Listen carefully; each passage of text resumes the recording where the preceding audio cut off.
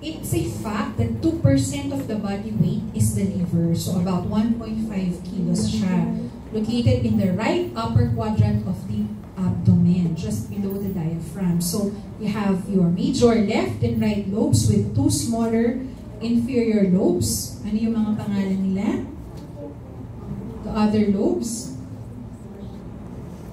Caudate and quadrate. Okay, so you will know more about this now when you have your lecture on Friday. So capsule thickens at the hilum or the porta hepatis on the inferior side, so that emphasizes a dual blood supply from the hepatic portal vein and hepatic artery entering the organ where the hepatic vein, lymphatics, and your common hepatic bile duct exit. Okay, so for the liver, again, the main digestive function is the production of bile, and the importance of bile is required for emulsification, hydrolysis, and uptake of fats in the duodenum. Kaya nga, have you heard of the condition fatty liver? Ayun, so ingat-ingat din no, sa mga fast food, sa mga pagkain ng mga cholesterol and triglyceride-rich foods, because liver injury starts with fatty liver, which is reversible. And don't let it go to the cirrhotic stage. So malalaman nyo yan when you go to second year. And remember also that the liver is an interface between your digestive and blood, because it absorbs nutrients coming from your small intestine to be distributed to the entire body. So now, himayin natin yung structure ng liver microscopically. So when we talk about liver parenchyma, ano yung cells that are predominant in the parenchyma of the liver? We call it hepatocytes. Okay, so hepatocytes. So they are cuboidal or polyhedral epithelial cells with large, round central nuclei and eosinophilic cytoplasm rich in mitochondria. They are frequently binucleated, 50% are polyploid, with 2 to 8 times the normal chromosome number. So, ito, maraming functions ng hepatocytes.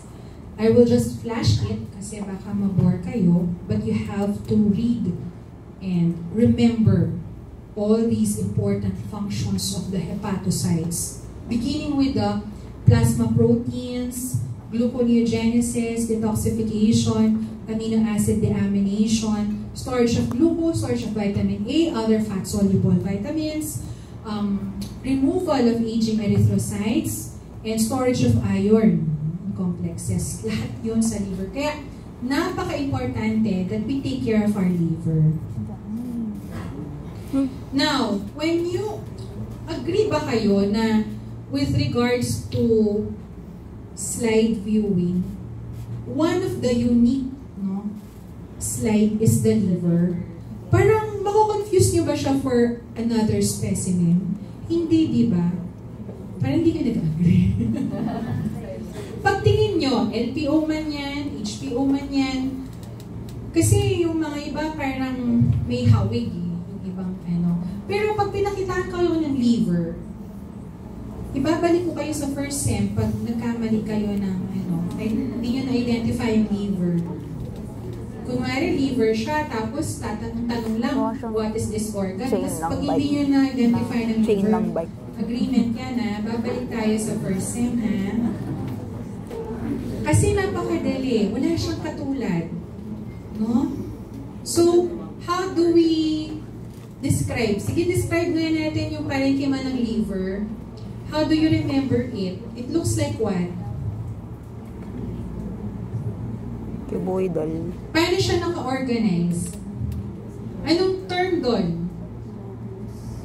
Hepatic? Lobules. Lobule. Okay. Pero, ano ang clue natin that to identify a hepatic lobule from the neighboring? Kasi wala tayong line na magsasabing didelineate talaga na ano siya, di ba? Walang line yon. So, ano yung ano natin?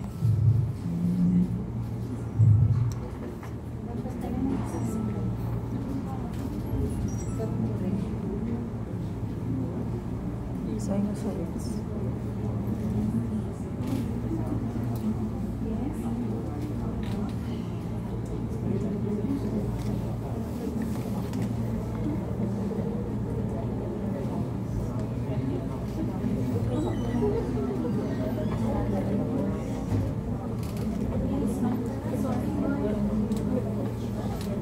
Igot, ayoko ng ganyan na scrolling. Mas gusto kong ganyan. Saan ganyan?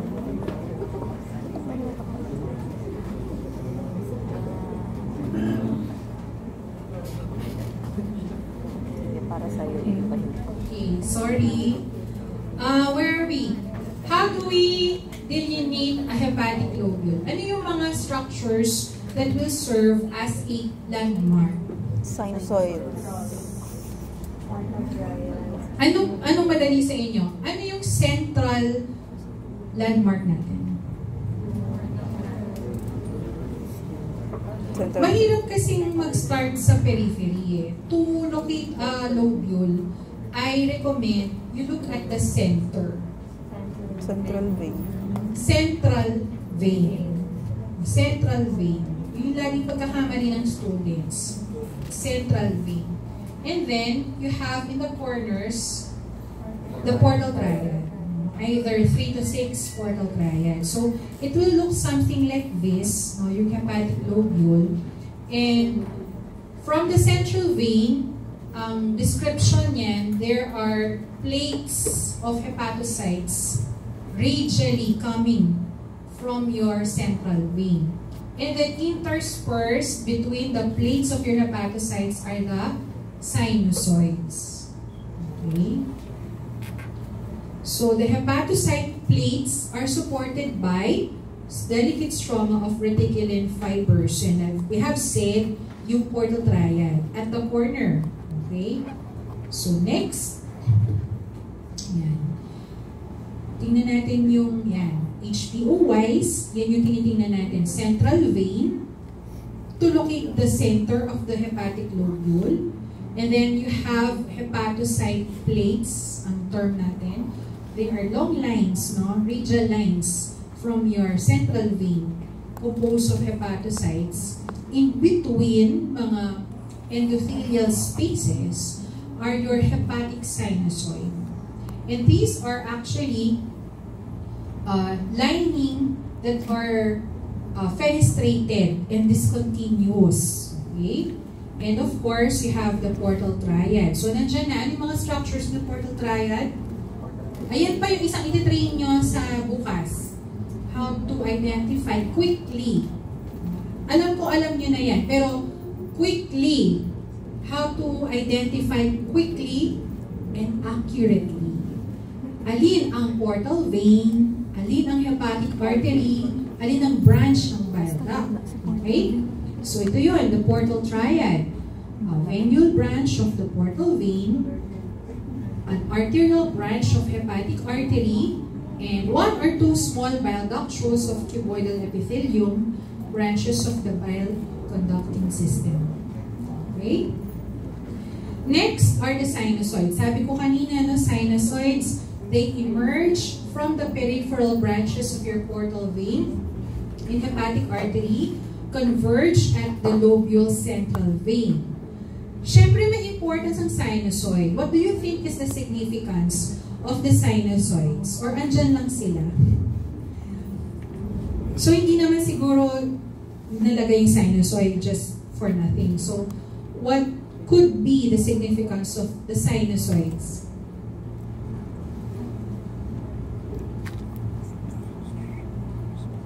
So here Plasma. is the portion where the venous and arterial blood mix, no?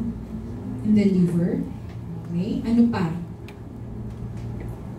So, having thin, discontinuous linings of fenestrated endothelial cells, no, they are able to allow plasma fill in the narrow space of Bise or perisinusoidal space that will directly bathe the microvilli of your hepatocytes. And what important cells kaya could be found in the sinusoidal space or lining? Siyempre, andyan si macrophage cells of the liver called Kupffer cells. Ayan. So, right now, no, be very particular with spelling kasi malapit na kayo mag-practical. No? Si Kupffer, kailangan natin spell. Pag hindi kayo sure, stellate macrophage, pwede nyo magsulat. Pero mas matagal yun. So, mag-Kupffer na lang. Tandaan nyo, isang P lang yan, saka dalawang F. No? Okay, nasa sa inyo yun. No? Kung mabilis kayo magsulat, pwede kayong stellate macrophages. Pero kung medyo slow magsulat, magaling kayo sa spelling, Kupffer yung ilagay nyo. No? Okay, so found within the sinusoid lining. Okay? So, ang kanya immune activity, they are the ones which recognize and phagocytize aging erythrocytes to free the heme and iron for reuse or storage, plus present no antigen. They are antigen presenting cells and remove bacteria or debris in the portal blood. Another thing na makikita sa sinusoid, the cells which can store vitamin A and other fat-soluble vitamins, ang tawag sa kanila, ito madali lang spell, ito. Ayun yun ang hepatic stellate cell. Napaka-tagal isulat. Ito na lang, no? So ito, alam yung spell to kasi ITO lang siya, 3 letters lang. No? So, mesenchymal cells with small lipid droplets that store vitamin A and other fat-soluble vitamins. Ito, class, I want you to remember, they form extracellular matrix components. Bakit siya important? Because after liver injury, ito yung naging myofibroblasts. Kaya nagkakaroon tayo ng scarring sa liver. No? This is the process how cirrhosis takes place in the liver. Babalikan niyo yan sa pathology. But very difficult to recognize in routine preparations ng ito cells. Okay? Pwede nga siguro to side question. Kasi hindi siya ma-identify under our light microscope. Next, bile canaliculi. Okay? So, patapos na tayo sa liver structure. These are the smallest branches of biliary tree or bile conducting system. You have the bile canaliculi. Because of course, the bile should flow from the liver going to the gallbladder. So bile flows from the center of the lobule to its periphery. Now, where do they empty? So, kinuha na ni bile canaliculi. It has to empty. It empties into the bile canals of herring. And they are composed of cuboidal epithelial cells called cholangiocytes. Okay?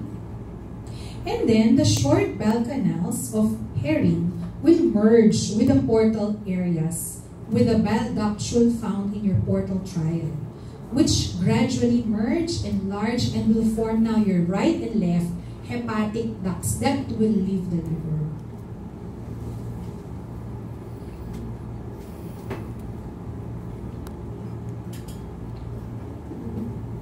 Okay? Before we leave the liver, there are concepts found in the book that are models to emphasize structure-function relationship. Tatlo sila. So, I'll introduce it to you now. Gusto ko, when you read the chapter, balikan nyo yung details. Okay?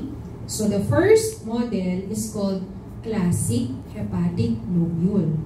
When we say classic hepatic lobule, this is focusing on the endocrine function of hepatocytes. Meaning, the blood flow will come from hepatocytes going towards the central vein. That's why in the model, you see in the picture, the illustration, ang center niyan, yung central vein. That's the classic hepatic lobule. So it describes the structure of the hepatic lobule and it is associated with the function of the endocrine function of the hepatocyte. So whatever is in the blood flowing, it is being delivered from the hepatocytes towards your central vein. Okay? The next concept is called your portal lobule. This time naman, it emphasizes the exocrine function of your hepatocytes, which is the bile secretion. Okay? Bile secretion. Now, ang bida dito sa model is the portal triad now. Hindi na yung central vein and liver lobule. Portal triad. So, the portal area has the bile duct at the center because we're talking about bile secretion. And the flow is opposite the blood flow.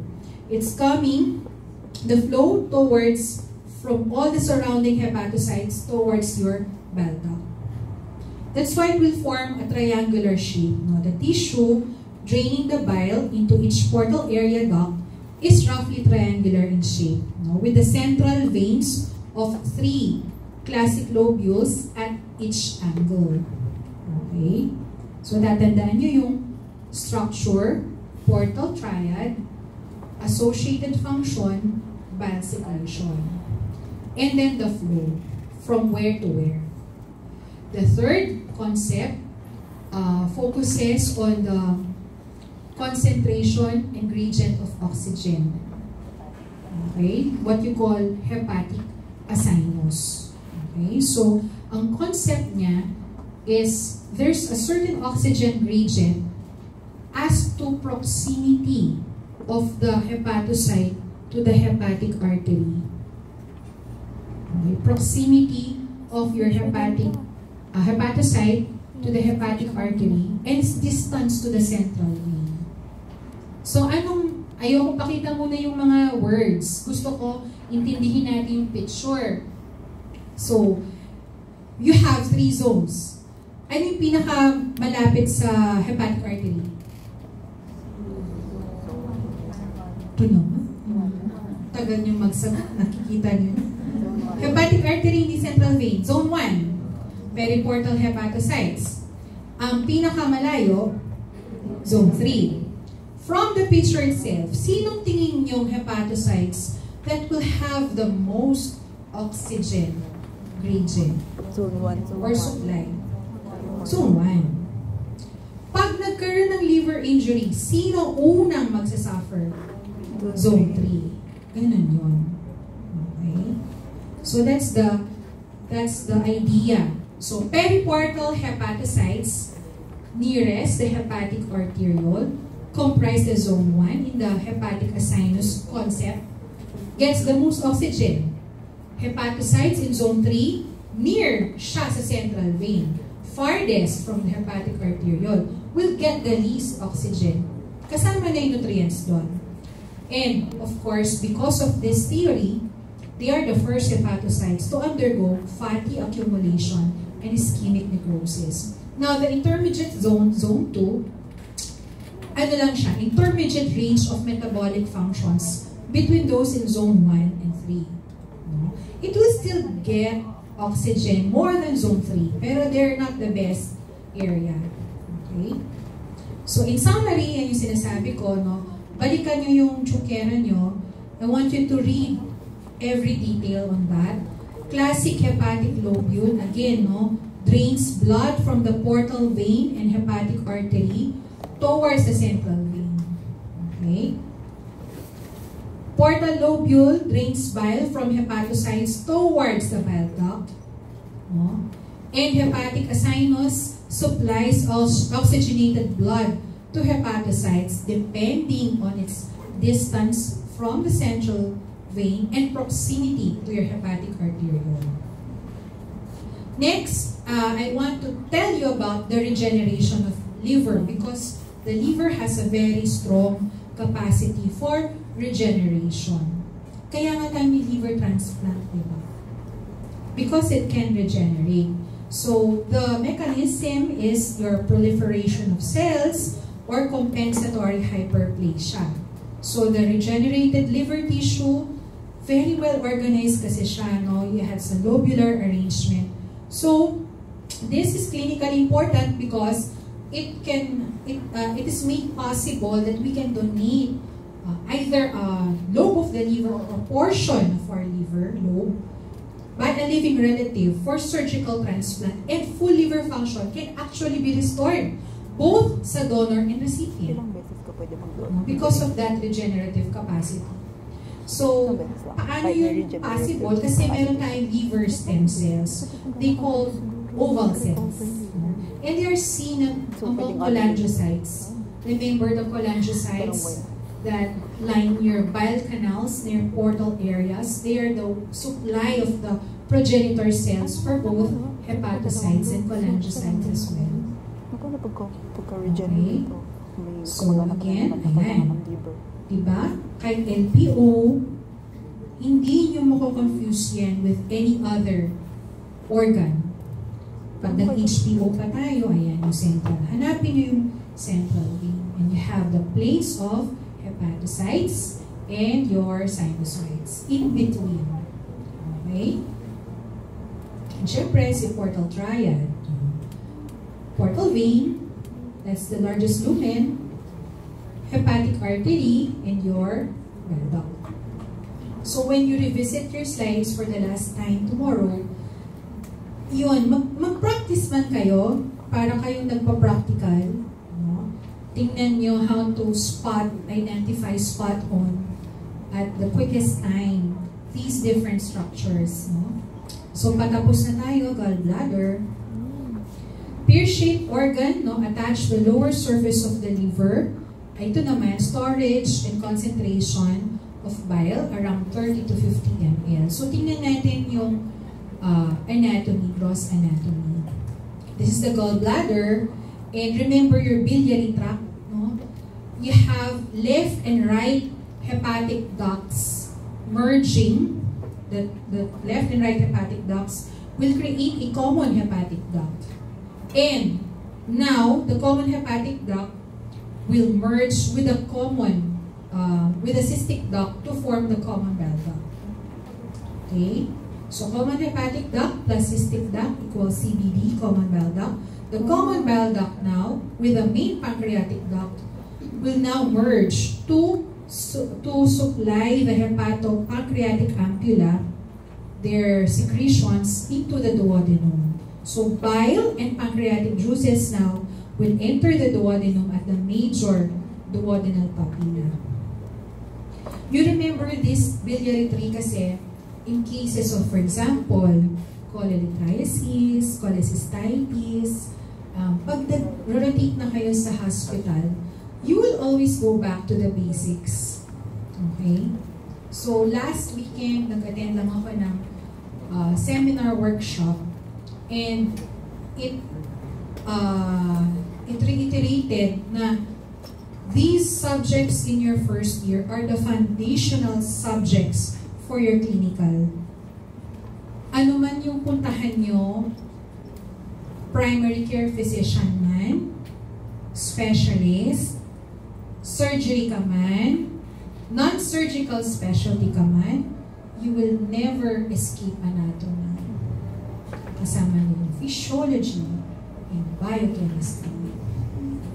Yung biochemistry, ma-appreciate nyo yan pag nag-pharmacology na kayo. Kasi naman, ako din, natranasan ko yan.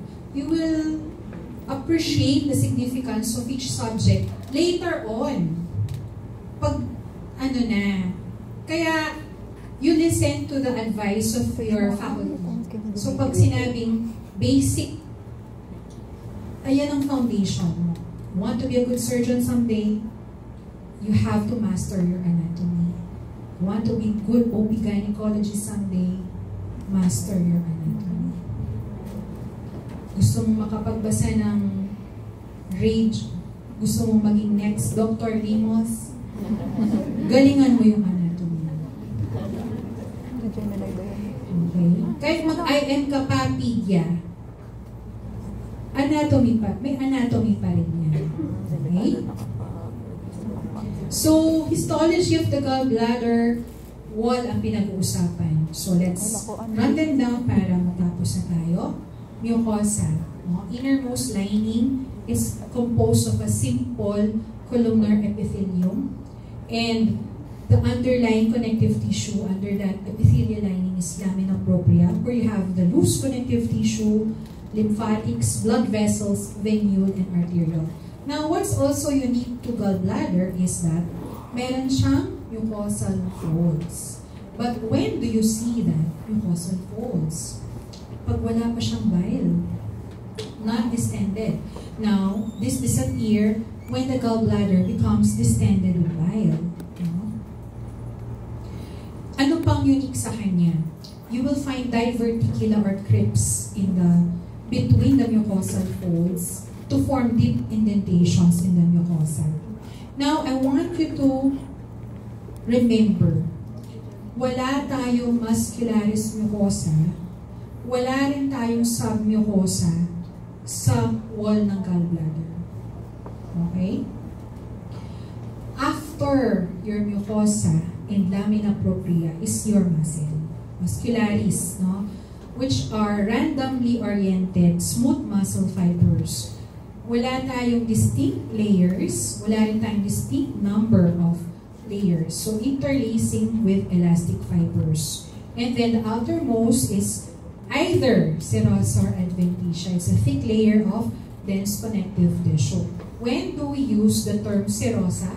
When do we use the term adventitia? If we are talking of the portion of the wall of the gallbladder that is unattached, free siya, serosa yon. Pag yun, yung portion na yun is attached to the liver, it's called adventitia. Okay, so be careful with your terms. No?